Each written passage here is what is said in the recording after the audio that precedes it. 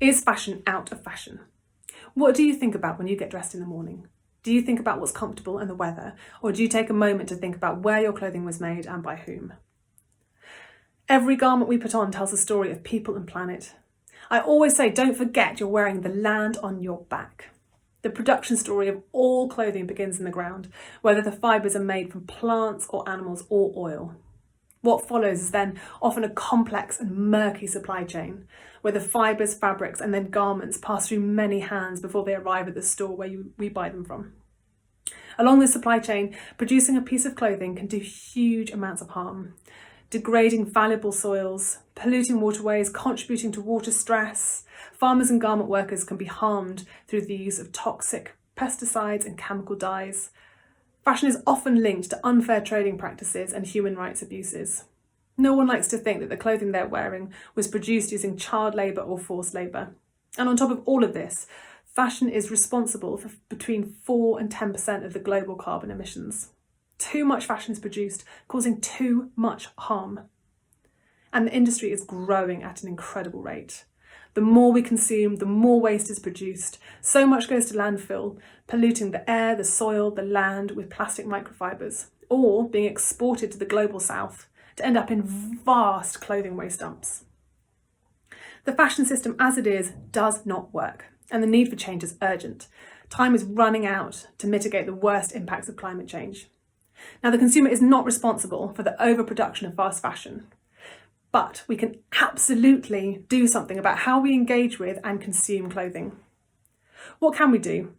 We need to make new choices. Our choice of outfit can literally change the world. At Sustainable Fashion Week, we think a sustainable fashion industry is one that does no harm, promotes a culture of exchange and is based on collective action. But what does that practically mean? It begins in our wardrobes with the clothes we have now. We have to slow everything down. Mending clothing to extend its life is the best place to start.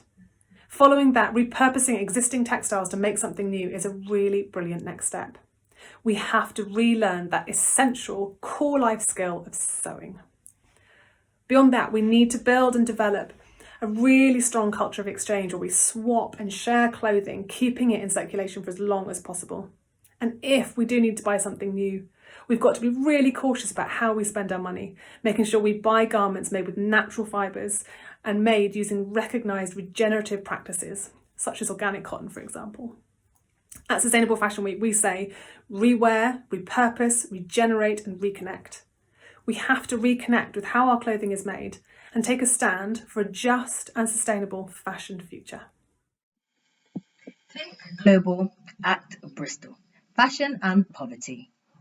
How much do people really know about the process of clothes and fashion, and do they really care? It is my belief that most people are oblivious to the dangers of the fashion industry and clothes production in general. The exploitation in the fashion industry is astronomical.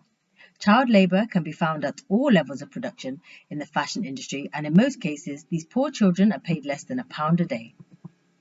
Some of the countries who use child labour in the fashion industry are India, China, Bangladesh, Egypt, Thailand, and Pakistan. Another example of just how wretched and poisonous the production of clothes is to the conservation of the planet is the toxic dye used to colour the fabric. This is not just because the process is so toxic to domesticated animals and humans alike, but it's also because chemical dyeing requires a lot of water. The textile industries overall waste about 200 billion litres of water a year.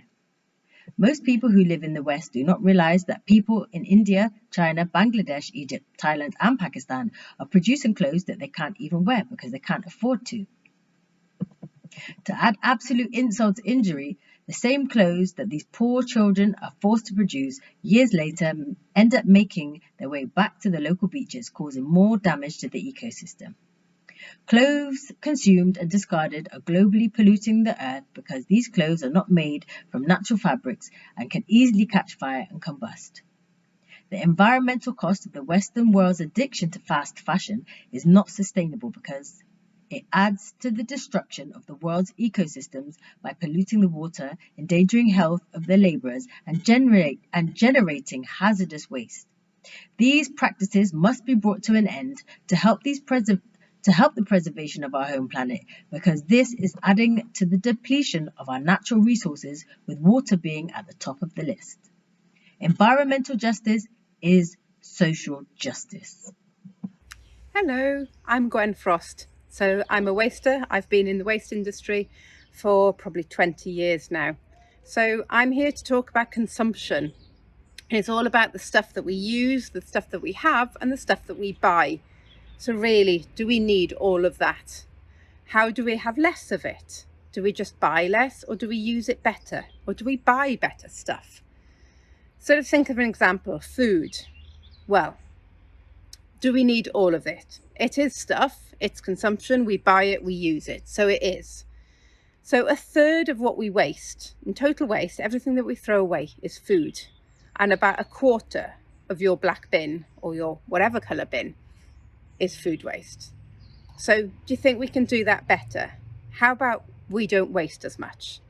Because actually, by the time we've wasted it, somebody has grown it, somebody has packed it, somebody has moved it, and then put it on a shelf. And then we've gone and bought it with our own money. So then we've spent our money on it. And then we take it home, we store it, we keep it in the fridge, or we keep that, we store it, we use more money to do that. And then we either use it or we throw it away.